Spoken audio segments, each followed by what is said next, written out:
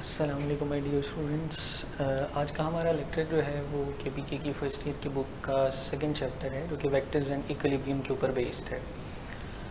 अब अगर मैं वेक्टर्स की कुछ बेसिक से बात स्टार्ट करूँ तो हम अपने बेसिक लेवल के अंदर इस बात को पढ़ के आ रहे होते हैं कि वेक्टर्स से हमारी मुराद ऐसी फ़िज़िकल क्वांटिटीज़ हुआ करती हैं जिनको डिस्क्राइब करने के लिए मैग्नीट्यूड के साथ साथ डायरेक्शन की भी ज़रूरत होती है। और अगर कंपैरेटिवली स्केलर्स की बात की जाए तो ऐसी फ़िज़िकल क्वांटिटीज़ जिनको सिर्फ मैग्नीट्यूड से ही डिस्क्राइब किया जा सकता है, यूनिट्स ऑब्वियसली दोनों केसेस में नेसेसरी हैं, तो ऐसी फ़िज़िकल क्वांटिटीज़ को स्केलर्स कहा जाता है। तो वेक्टर्स का केस ज़रा डिफरेंट है। फॉर एग्ज़ाम्पल अगर मैं एक सिंपल सी एग्ज़ाम्पल से बात स्टार्ट करूँ, हमें अगर ये कह दिया जाए कि हमें एक ऑब्जेक्ट को धकेलना है और हमें कह दिया जाए कि आप इस पे 100 न्यूटन्स की फोर्स अप्लाई करके इसे एक जगह से दूसरी जगह मूव करें और हमें उसकी डायरेक्शन ही ना बताई जाए कि हमें उसे किस डायरेक्शन में मूव करना है, तो वो इनसफिशेंट इन्फॉर्मेशन होगी। अगर हमें गाइड कर दिया जाए भाई कि आप ईस्ट की तरफ मूव करना स्टार्ट कर दें, तो now we have magnitude and direction as well. तो इसलिए वेक्टर्स को डिस्क्राइब करने के लिए मैग्नीट्यूड के साथ साथ डायरेक्शन की भी ज़रूरत हुआ करती है। तो इस तरीके से वेक्टर्स को हम मैग्नीट्यूड और डायरेक्शन दोनों बातों से डिस्क्राइब करते हैं। मैं सबसे पहले बेसिक रिप्रेजेंटेशन से बात स्टार्ट करूँगा। वेक्टर्स के बारे में हम जानते हैं कि वेक्टर रिप्रेजेंटेशन जो है वो दो तरीक़ों से की जा सकती है। एक उसकी सिंबॉलिक रिप्रेजेंटेशन है और एक उसकी ग्राफिकल रिप्रेजेंटेशन है। सिंबॉलिक रिप्रेजेंटेशन के पॉइंट ऑफ व्यू से बात की जाए तो सिंबॉलिक रिप्रेजेंटेशन के अंदर ऐसा हुआ करता है कि कई ऑप्शंस हमारे पास अवेलेबल होती हैं। हम जिस वेक्टर को रिप्रेजेंट कर रहे हैं हम उसके सिंबल के ऊपर एरोहेड को यूज़ कर सकते हैं, सिंबल के ऊपर बार को यूज़ कर सकते हैं, सिंबल से नीचे बार को यूज़ कर सकते हैं, या फिर बोल्ड लेटर लिखा जा सकता है। कंपैरेटिवली पेपर के ऊपर ये बोल्ड लेटर लिखना थोड़ा डिफ़िकल्ट हुआ करता है, इसलिए बेटर चॉइसेस ये हैं कि अगर आप किसी वेक्टर क्वांटिटी को सिंबॉलिकली रिप्रेजेंट करने वाले हैं तो एरोहेड का इस्तेमाल कर लीजिए या बार्स का इस्तेमाल कर लीजिए।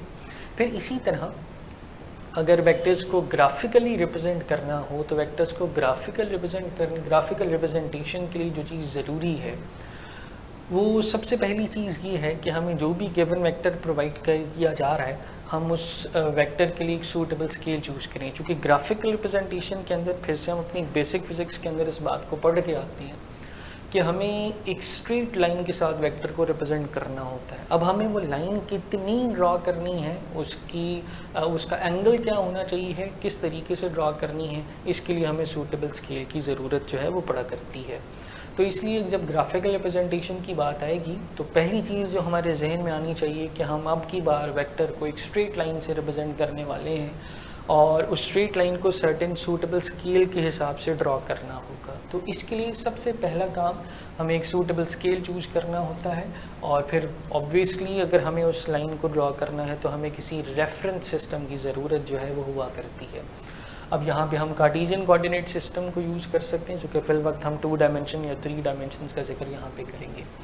तो अगर मैं एक सिंपल सी एग्जांपल के थ्रू बात करूँ, हम जानते हैं इस बात को कि अगर हमारे पास 100 न्यूटन्स का एक वेक्टर है और हम उसे लाइन के थ्रू रिप्रेजेंट करना चाहें तो हमारे पास चॉइस ये है कि हम 20 न्यूटन्स का स्केल चूज़ कर सकते हैं। Let's say 20 newton is equals to 1 centimetre, तो इट मीन्स कि वो 100 न्यूटन्स जो हैं वो फिर 5 सेंटीमीटर्स के इक्वल हो जाएंगे। तो ऐसे सूटेबल स्केल चूज़ किया जाता है, रेफरेंस एक्सिस को ड्रॉ किया जाता है और फिर वेक्टर को ड्रॉ कर दिया जाता है। अब वेक्टर दिखने में कुछ इस फॉर्म के अंदर आपको नज़र आ रहा होगा। मैथमेटिकली जब भी वेक्टर्स को एक्सप्रेस किया जाता है तो वेक्टर्स के एक्सप्रेशन के लिए जो चीज़ यूज़ की जाती है वो कुछ ऐसी इक्वेशन है जिसमें पहला पार्ट जो है वो ओरिजिनल वेक्टर को रिप्रेजेंट कर रहा होता है, ये part magnitude of the vector को रिप्रेजेंट कर रहा होता है। मैग्नीट्यूड रिप्रेजेंट करने के हमारे पास दो तरीके हैं, या तो हम मॉडुलस के साथ भी लिख सकते हैं या अगर वेक्टर सिंबल नहीं यूज़ किया जा रहा तो इसका मतलब ये होगा कि यहाँ मैग्नीट्यूड डिस्कस हो रहा है। और तीसरी चीज़ जो इस एक्सप्रेशन में आ रही होती है वो यूनिट वेक्टर हुआ करता है। ये वो डेडिकेटेड वेक्टर है जिसका काम डायरेक्शन को डिस्क्राइब करना होता है। इसकी अपनी जो वैल्यू या अपना मैग्नीट्यूड हुआ करता है वो हमेशा 1 के इक्वल हुआ करता है। बड़ी ख़ास यूनिट वेक्टर्स अवेलेबल हैं, डेडिकेटेड यूनिट वेक्टर्स अवेलेबल हैं। अगर हम x, y और z एक्सिस के पॉइंट ऑफ व्यू से बात करें तो x एक्सिस के लिए जो यूनिट वेक्टर यूज़ किया जाता है वो i हैट होता है, और y एक्सिस के लिए जो यूनिट वेक्टर यूज़ किया जाता है वो j हैट होता है। इसी तरह z के लिए k हैट को यूज़ किया जा रहा होता है। और इसी तरह एक बड़ा ख़ास और यूनिट वेक्टर है, अगर हम किसी वेक्टर को शो करना चाहें कि वो किसी सरफेस के साथ परपेंडिकुलर है तो इस परपेंडिकुलर वेक्टर को शो करने के लिए n हैट का इस्तेमाल जो है वो यहाँ पे किया जा रहा होता है। फिर इसी तरह अगर मैं जिक्र करूँ मैथमेटिकली एक यूनिट वेक्टर को कैलकुलेट करना हो, चूँकि इससे अमूमन हमारे पास MCQs पूछे जाते हैं। अगर आप इस यूनिट वेक्टर को कैलकुलेट करना चाहें तो बहुत सिंपल तरीका है, इस इक्वेशन को रीअरेंज किया मैंने, आप ओरिजिनल वेक्टर को उसके मैग्नीट्यूड से डिवाइड कर दें तो इस फैक्टर को a हैट भी रीड किया जाता है, a कैप भी रीड किया जाता है, कि बेसिकली यूनिट वेक्टर है। तो इस तरह हम किसी भी वेक्टर की डायरेक्शन में एग्जिस्ट करने वाला जो यूनिट वेक्टर है उसे कैलकुलेट कर पाएंगे। फिर थोड़ी सी बात कर लेते हैं, चूँकि हम बेसिक्स का एक रिव्यू ले रहे हैं कार्टेशियन कोऑर्डिनेट सिस्टम की। ये फिर से हम जानते हैं कि कार्टेशियन कोऑर्डिनेट सिस्टम जो है ये रेफरेंस सिस्टम है। अमूमन हमारा पाला फिज़िक्स के अंदर कार्टेशियन कोऑर्डिनेट सिस्टम से पढ़ता है, स्फेरिकल कोऑर्डिनेट सिस्टम्स को यूज़ करना पड़ता है, इसी तरह सिलेंड्रिकल कोऑर्डिनेट सिस्टम देखा जाता है। लेकिन इस लेवल पे हम प्रेफर कर रहे होते हैं, ये यूज़ कर रहे होते हैं, हमारा जो यूज़ रिस्ट्रिक्टेड है वो कार्टेशियन कोऑर्डिनेट सिस्टम पे डिपेंड कर रहा होता है।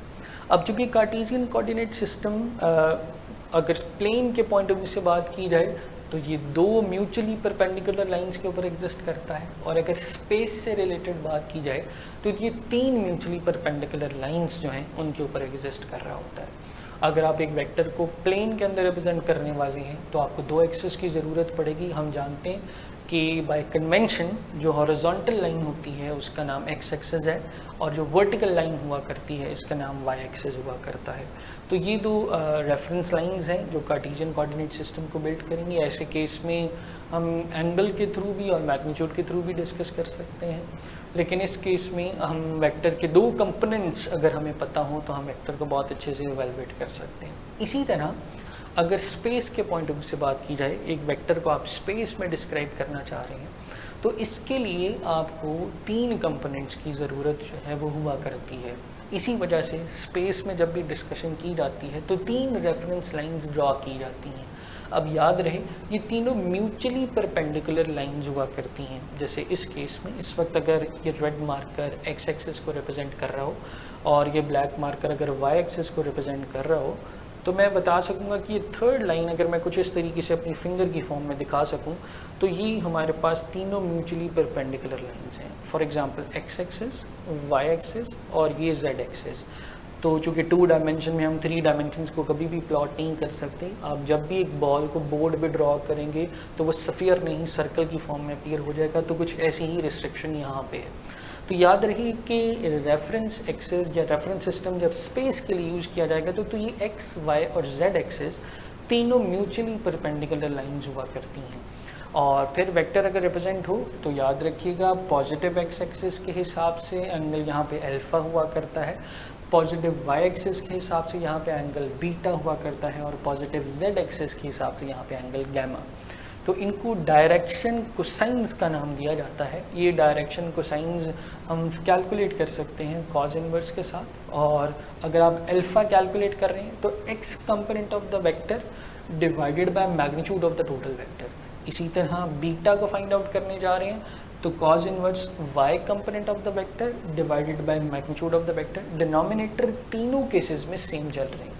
और अगर आप गैमा की बात करेंगे या पॉजिटिव जेड एक्सिस के साथ बनने वाले एंगल की बात करेंगे तो Z component divided by magnitude of the whole vector. तो कुछ इस तरीके से हम इन डायरेक्शन कोसाइंस को फाइंड आउट कर सकते हैं। तो ये था बेटे कुछ बेसिक लेक्चर वेक्टर्स के ऊपर कि वेक्टर्स क्या हैं, वेक्टर्स को डिस्क्राइब कैसे किया जाता है, उनकी रिप्रेजेंटेशन क्या हुआ करती है। टिल नेक्स्ट लेक्चर, अल्लाह हाफिज़।